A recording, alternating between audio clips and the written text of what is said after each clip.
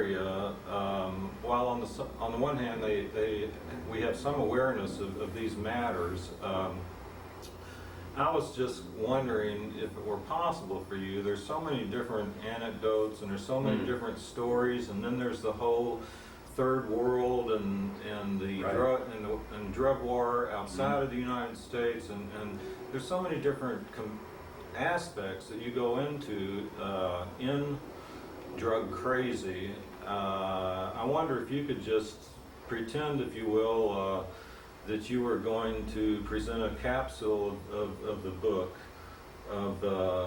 in whatever way, you know. Well, and I know you can't sum it up in a minute, but the things that are most salient, that that you would want to say, this is what, I mean, we have a lot of blue-collar workforce. We have many things in Louisville. We have the Kentucky Derby, we have the Louisville Cardinals, we have, Muhammad Ali. True enough. But,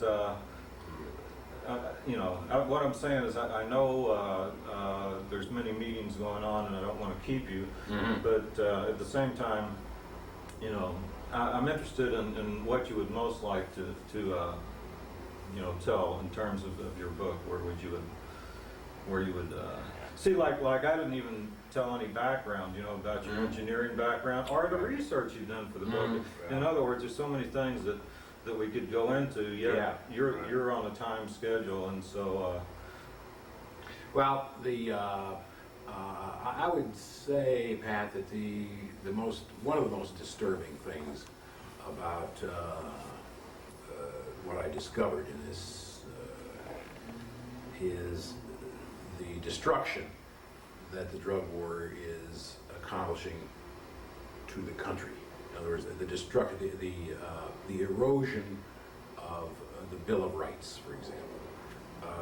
The U.S. Constitution, as a result of drug war exceptions that the Supreme Court has agreed on, where they consider drugs to be such a terrible issue that they're willing to bend the Constitution or cut a hole through it.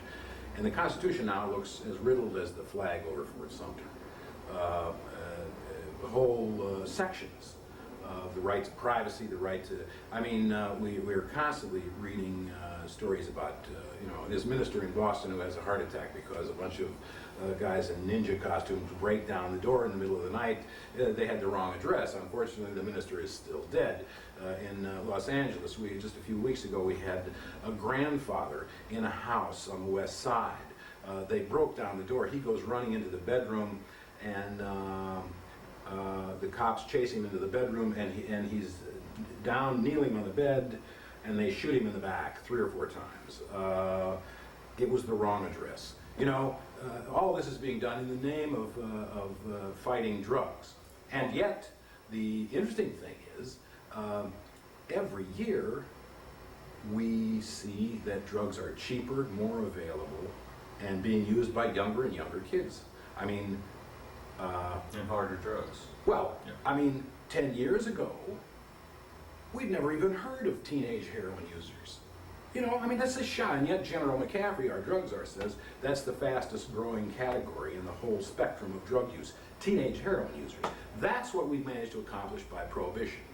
And the thing that sticks in my mind, you're asking for a salient moment in the book. At the end of alcohol prohibition was ended by the women, the very people who had instituted alcohol, helped get alcohol prohibition underway in the first place. And they had a change of heart sometime about 10 years into it, when they realized that the violence and the gunplay and the corruption that was simply eating the country alive had overwhelmed any hope of any positive accomplishment. And I happened to come across a speech by a woman named Pauline Sabin. Pauline Morton Sabin. Morton is from the Salt Mortons, so she came from real serious money. And her husband was the head of the Mellon Bank in Philadelphia, She was a mover and shaker. She was the first woman elected to the Republican